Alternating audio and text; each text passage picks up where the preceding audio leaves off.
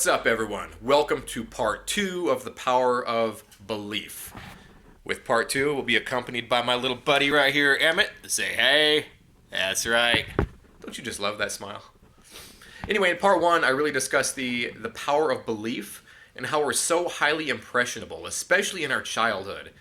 You see, in our childhood, we're experienced to such a wide array of outside circumstances and external stimuli in our life. You name it, we can experience feelings of inadequacy growing up. We can experience feelings of failing to live up to high expectations.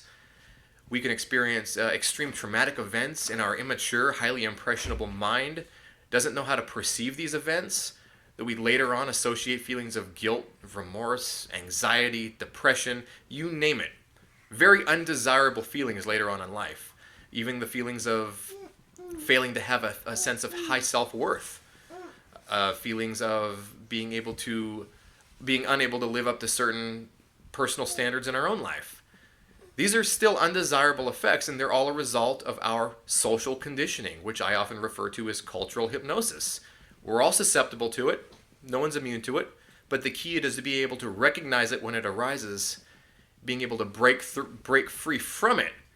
In order to do that, we need to have such an overwhelming desire that the pain for change no longer outweighs the pain for staying in that state of mind. That's the key right there. So in order to do that, we need to really cultivate change from within us on a subconscious level. Remember, the mind is equivalent to a garden.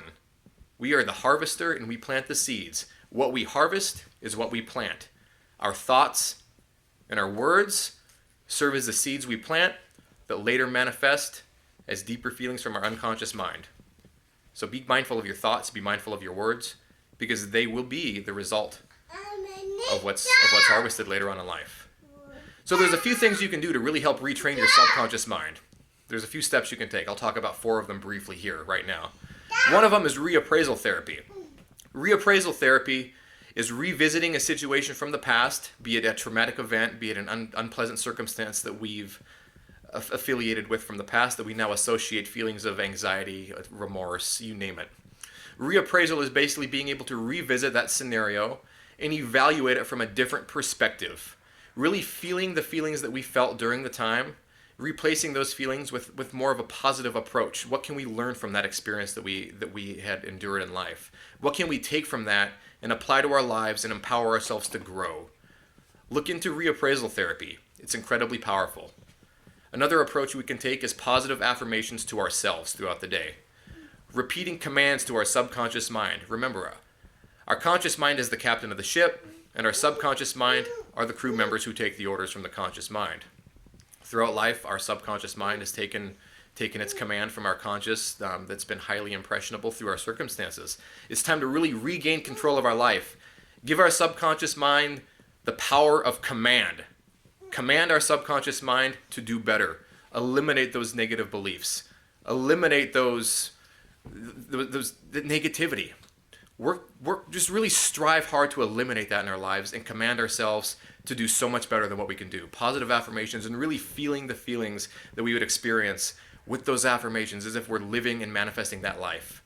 Another step we can take is self-hypnosis, which in my opinion is one of the most powerful, significantly more powerful than affirmations, because hypnosis really affects our subconscious mind on a deeper level, in a sense that we would engage in it and speak to our subconscious mind when we're in the theta state, the theta brainwaves. Now, the theta state is the border between the conscious and the unconscious mind. It's the state which our unconscious mind is the most highly susceptible, and is highly susceptible to new suggestions and highly susceptible to change. So while we're in that theta state, practicing those affirmations is going to take us much further beyond what we could ever imagine. Now, the 4th thing we can do is practice mindfulness, really being aware of what we're doing in the moment.